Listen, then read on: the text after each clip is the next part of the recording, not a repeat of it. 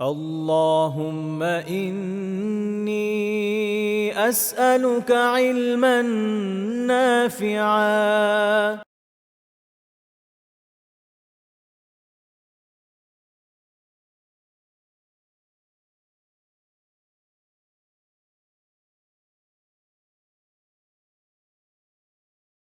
বিসমিল্লাহ ওয়ালহামদুলিল্লাহ ওয়াসসালাতু ওয়াসসালামু আলা সাইয়্যিদিনা রাসূলিল্লাহ। রব্বিশরাহ লি সাদরি ওয়া ইয়াসসির লি আমরি ওয়াহলুল উকদাতাম মিন লিসানি ইয়াফকাহু কওলি। ইলমান নাফিয়া কর্তৃক আয়োজিত কোরআন পড়ি তাজবিদ শিখি প্রোগ্রামে আপনাদেরকে স্বাগত জানাচ্ছি। আমি হাসান মুহিবুল্লাহ। আজকে ইনশাআল্লাহ তাআলা আমরা কথা বলবো সাক্তা নিয়ে। কোরআনুল কারীমের নির্ধারিত কিছু আয়াতে সাক্তা আছে সে বিষয়ে ইনশাআল্লাহ তাআলা আজকে আমরা জানব। প্রথমত আমরা জানবো কোরআনুল কারীমে নির্ধারিত ৪টা স্থানের সাক্তা করাটা ওয়াজিব। এই ৪টা স্থান ছাড়াও আরো ২টা স্থান আছে যেখানে সাক্তা করাটা জায়েজ, অর্থাৎ আপনি চাইলে ওয়াকফ করতে পারেন, আপনি চাইলে সাক্তাও করতে পারেন। কিন্তু এখন আমরা যে ৪টা স্থানের নাম দেখতে পাচ্ছি এই ৪টা স্থানে আপনাকে অবশ্যই সাক্তা করতেই হবে যদি আপনি পরবর্তী অংশের সাথে মিলায় পড়তে চান। তার প্রথমটা হলো সূরাতুল কাহফ, দ্বিতীয়টা হচ্ছে সূরা ইয়াসিন, তৃতীয়টা সূরা কিয়ামা এবং চতুর্থটা হচ্ছে সূরা মুতাফফিফিন। আমরা এক এক করে প্রত্যেকটা আয়াতের সাথে পরিচিত হব ইনশাআল্লাহ। সূরাতুল কাহফের প্রথম আয়াতের শেষ শব্দে আমরা এই সাক্তা দেখতে পাই। সাধারণত এই সাক্তা যেখানে থাকে সেখানে এরকম একটা সিন চিহ্ন থাকে, যেই চিহ্ন দ্বারা আমরা বুঝতে পারি এখানে সাক্তা করতে হবে। অনেক কোরআন শরীফের এই যে বর্ডারের বাহিরে এখানে আবার সাক্তা লেখা থাকে অথবা ছোট্ট করে একটা সিন চিহ্ন দেওয়া থাকে, এভাবেও দেওয়া থাকে। এখন আমরা জানবো সাক্তাটা কিভাবে করতে হয়। যখন এই সাক্তা চিহ্ন যেখানে আসবে সেখানে আমাদেরকে ১ থেকে ১.৫ সেকেন্ড সম পরিমাণ আমাদের আওয়াজকে বন্ধ রাখতে হবে, কিন্তু আমাদের দম বা নিঃশ্বাসকে ধরে রাখতে হবে। অর্থাৎ নিঃশ্বাস ছাড়া যাবে না, তবে আওয়াজটা বন্ধ হবে। আমি যদি আরেকটু সহজ ভাষায় বলি যে নিঃশ্বাস বন্ধ হবে না কিন্তু আওয়াজটা বন্ধ হবে। আওয়াজটা বন্ধ হবে ১ থেকে ১.৫ সেকেন্ড পরিমাণ। এই পরিমাণটা নিরূপণ হবে আপনার পড়ার গতির উপরে। আপনি যদি অনেক স্লো, অনেক ধীরে পড়েন তাহলে সেই অনুযায়ী ওইখানে থামাটাও ওই অনুযায়ী হবে। আপনি যদি অনেক দ্রুত পড়েন তাহলে ওই গতি অনুযায়ী আপনার ওখানে সাক্তার থামার অংশটা হবে। তাহলে এখানে যদি আমরা খেয়াল করি প্রথম আয়াতের একেবারে শেষ শব্দের শেষ হরফে সাক্তা চিহ্নটা আছে। এখানে যদি আমরা থেমে যাই এভাবে বলে ওয়ালাম ইয়াজআল লাহু ইওয়াজা বলে আমাদেরকে আমাদের আওয়াজ বন্ধ করে ফেলতে হবে, কিন্তু দমটা বা নিঃশ্বাসটা ধরে রাখতে হবে এবং পরবর্তীতে আমরা পরবর্তী অংশ আবার তেলাওয়াত করব। যেমন ওয়ালাম ইয়াজআল লাহু ইওয়াজা قيما لينذر بأسا شديدا। এখন যদি আপনি এই আয়াতটাই শুধুমাত্র পড়তে চান, অর্থাৎ আপনি সূরাতুল কাহফের প্রথম আয়াতটাই শুধু তেলাওয়াত করতে চান এবং এখানে থেমে যেতে চান, তাহলে আপনার সাক্তা করতে হবে না। কারণ আপনি এখানে থেমে যাচ্ছেন। সেক্ষেত্রে আপনি সাধারণ নিয়ম অনুযায়ী ইওয়াজা এই জিমের উপরে ২টা জবর ছিল, এটা মাদ্দে ইওয়াজ ছিল। থেমে গেলে ইওয়াজা এক আলিফ টান দিয়ে থেমে যেতে হবে। কিন্তু যদি এমন হয় যে না আপনি এখানে থেমে যাচ্ছেন না, আপনি এখানে পড়াটা শেষ করতেছেন না, বরং আপনি পরবর্তী অংশ পড়বেন, তাহলে আপনাকে এখান থেকে মিলায় আবার এখানে সাক্তা করে পরবর্তী অংশ মিলায় করতে হবে। এমন যদি হয় যে আপনার ঠিক এখানে এসেই নিঃশ্বাস শেষ হয়ে গেছে, তাহলে আপনি আবার পুনরায় এখান থেকে ধরবেন। এখান থেকে ধরে সাক্তা করে সামনে চলে যাবেন। ওয়ালাম ইয়াজআল লাহু ইওয়াজা قيما لينذر بأسا شديدا। এখন যদি আমি এখানে মিলায়ও পড়বো আবার সাক্তাও করব না, এটা ভুল। কারণ আমরা জানি যে এখানে সাক্তা করাটা ওয়াজিব যদি আপনি এই শব্দের পরবর্তী শব্দের সাথে মিলাই পড়তে চান বা পরবর্তী অংশ কন্টিনিউ করতে চান।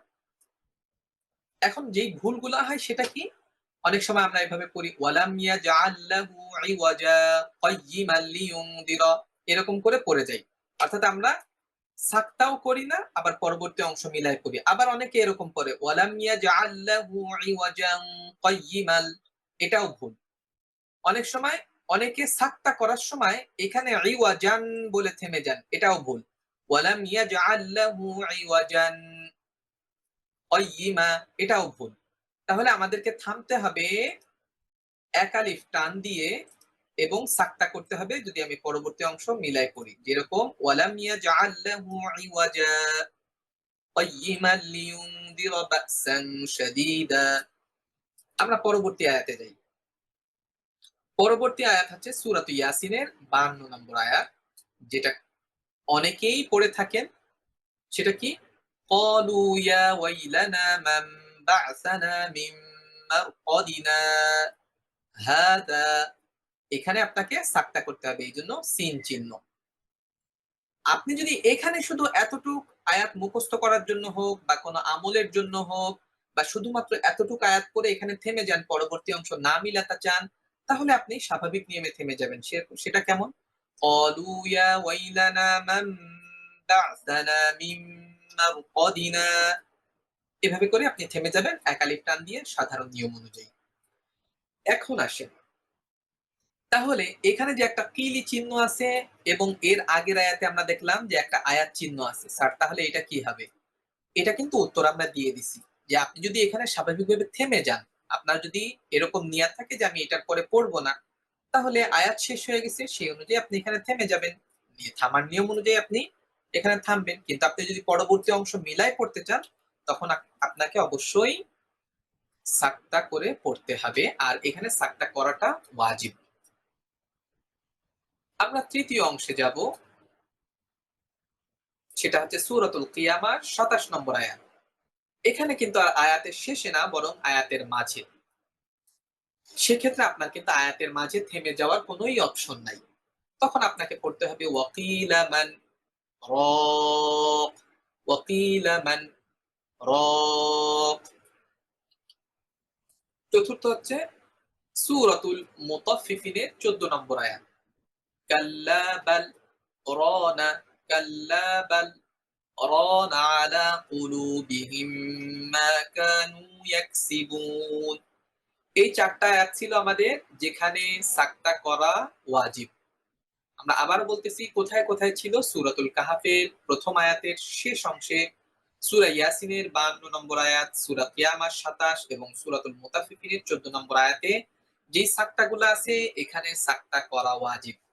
আমরা দেখতে পাই প্রথম যে দুইটা সূরা কাহাফ এবং সূরা ইয়াসিনের আয়াতের শেষে আছে। আপনি যদি আয়াতের শেষে পড়াটা শেষ করে দেন, সেক্ষেত্রে আপনার সাকতা করতে হবে না। তবে যদি পরবর্তী অংশ আপনি মিলাই করেন, তাহলে কিন্তু আপনাকে সাকতা করতে হবে। আর পরবর্তী যে দুইটা আয়াত আছে, এই দুইটা আয়াতের যেহেতু আয়াতের মাঝে, সেহেতু আপনাকে তো অবশ্যই আয়াত পূর্ণ করতে হবে। আমরা এখন দেখব এই ৪ টা আয়াত বাদেও বাকি আরো ২ টা আয়াত আছে যেখানে সাকতার ব্যবহার আছে, কিন্তু এখানে সাকতা করাটা ওয়াজিব না, বরং জায়েজ। সেটা হচ্ছে সূরাতুল হাক্কার ২৮ নম্বর আয়াত এবং সূরা আনফালের ৮৫ নম্বর আয়াত। অর্থাৎ সূরা আনফালের শেষ আয়াত এবং সূরা বাকারার শুরুতে পড়ার যে একটা নিয়ম, সেই নিয়মেরই অংশ হচ্ছে সাকতা। আমরা চলেন দেখি। সূরাতুল হাক্কার ২৮ নম্বর আয়াতে একটা শব্দ আছে, ২৮ নম্বর আয়াতের শেষে মালিয়াহ, এরপরে এই সাকতা চিহ্ন। আপনি চাইলে এখানে থেমে যেতে পারেন এভাবে মালিয়াহ, ওয়াকফ করলেন, এরপরে পুনরায় নিঃশ্বাস নিয়ে আবার পরবর্তী অংশ শুরু করলেন হালাকা আন্নি সুলতানিয়া, এভাবে করতে পারেন। আপনি চাইলে এখানে সাকতা করতে পারেন, সেটা কি? মালিয়াহ হালাকা আন্নি, মালিয়াহ হালাকা আন্নি। এখানে আরো একটা পড়ার নিয়ম আছে, সেটা কি? এই যে হাটা পূর্ববর্তী আয়াতের একেবারে শেষ হরফ এবং পরবর্তী আয়াতের প্রথম হরফ হচ্ছে হা, অর্থাৎ একই হরফ। এই প্রথম হাটা দ্বিতীয় হার সাথে ইদগাম করতে পারেন। তখন আপনি সাকতা ছাড়াও এভাবে পড়তে পারেন মালিয়াহ হালাকা আন্নি অর্থাৎ তখন দ্বিতীয় হার উপরে একটা তাসদিদ হবে। যদি আপনি এই প্রথম হাটা দ্বিতীয় হার উপরে ইদগম করেন, ইদগম মানে হচ্ছে একটা আরেকটার ভিতরে যুক্ত করা, টু মার্জ যেটাকে বলি আমরা। তাহলে এই অংশটা আমরা তিন ভাবে পড়তে পারি। আপনি সাধারণ নিয়ম অনুযায়ী আপনি থামলেন, ওয়াকফ করলেন, মালিয়াহ হালাকা আন্নি। দ্বিতীয়ত আপনি চাইলে সাক্তা করতে পারেন, তখন আপনাকে আপনার নিঃশ্বাস ধরে রাখতে হবে কিন্তু আওয়াজ বন্ধ করতে হবে, মালিয়াহ হালাকা আন্নি। তৃতীয় হচ্ছে আপনি এই প্রথম হাটা দ্বিতীয় হার সাথে ইদগাম করতে পারেন, মালিয়াহ হালাকা আন্নি, মালিয়াহ হালাকা আন্নি। এভাবে আপনি পড়তে পারেন, তিনটাই জায়েজ। দ্বিতীয় আর একটা জায়েজের স্থান হলো সূরাতুল আনফালের একেবারে শেষ আয়াত আমরা দেখতে পাই এবং আমরা জানি সূরাতুল সূরাতুত তাওবার শুরুতে কোনো বিসমিল্লাহ নাই। সেক্ষেত্রে আমরা যদি সূরা আনফালের শেষ আয়াতের সাথে সূরা তাওবার প্রথম আয়াত আমরা যদি এখানে মিলাই পড়তে চাই, মিলাই পড়তে পারি। আমরা এখানে কিন্তু সাক্তা দিয়েও পড়তে পারি। অর্থাৎ এখানে যে পড়ার নিয়ম আছে সেটা আমরা জানবো অন্য কোনো একটা ক্লাসে, যে একটা সূরা শেষ করে আরেকটা সূরা পড়ার যে পদ্ধতিগুলা সেগুলো আমরা জানবো, বা যেটাকে বলা হয় দুই সূরার মাঝখানে বিসমিল্লাহ পড়ার নিয়ম। সেই টপিকে আমরা এটা নিয়ে বিস্তারিত কথা বলবো। তবে এখানে আমরা ততটুকু বলবো যেটা সাক্তার আওতাধীন। সেটা হচ্ছে আপনি চাইলে এখানে ইন্নাল্লাহা বিকুল্লি শাইইন আলিম ওয়াকফ করতে পারেন। ওয়াকফ করে আপনি পুনরায় সূরা তাওবা শুরু করতে পারেন, বারাআতুম মিনাল্লাহি ওয়া রাসূলিহি। এভাবে করে আপনি যদি এই সূরা শেষ করে এই সূরাটা কন্টিনিউ করেন তাহলে আপনাকে পড়তে হবে। এইটা একটা ধরন।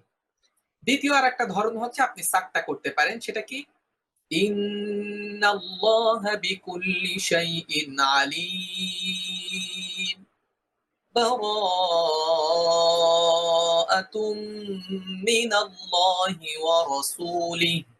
এটা সাক্তা করলাম। আপনি চাইলে এই অংশটার সাথে এই অংশটা মিলায় পড়তে পারেন। যদি আপনি এই শেষ অংশের সাথে প্রথম অংশ মিলায় পড়েন তাহলে আপনাকে খেয়াল করতে হবে সূরাতুল আনফালের একেবারে শেষ অংশে কোন নিয়ম আছে। যদি এরকম হয় তাহলে এক্ষেত্রে আমরা দেখবো এইভাবে, আমরা যদি এখানে খেয়াল করি তখন আমরা আলিমুম বলে এখানে একটা গুণনা করতে হবে। আলিমুম বলে, যেহেতু এখানে মিমের উপরে দুই পেশ ছিল, তানভিনের পরে যদি বা আসে যেই নিয়ম হয় সেই নিয়ম অনুযায়ী আমরা এখানে গণনা করব। অর্থাৎ নুন সাকিন এবং তানভিনের পরে যদি আমরা বা দেখতে পাই তাহলে আমরা যেই গণনাটা করি বা যেই নিয়মটা অনুসরণ করি সেই নিয়ম অনুযায়ী কিন্তু আমাদের এখানে গণনা করতে হবে। ইন্নাল্লাহা বিকুল্লি শাইইন আলিমুম, বারাআতুম মিনাল্লাহি ওয়া রাসূলিহি। এখানে তখন আমাদেরকে গণনা করতে হবে। আশা করি এখানে যে পড়ার নিয়মগুলা এগুলা আপনারা বুঝতে পারছেন ইনশাআল্লাহ তাআলা। পরবর্তী ক্লাসে নতুন কোনো বিষয় নিয়ে কথা হবে। আসসালামু আলাইকুম ওয়া রাহমাতুল্লাহি ওয়া বারাকাতুহু।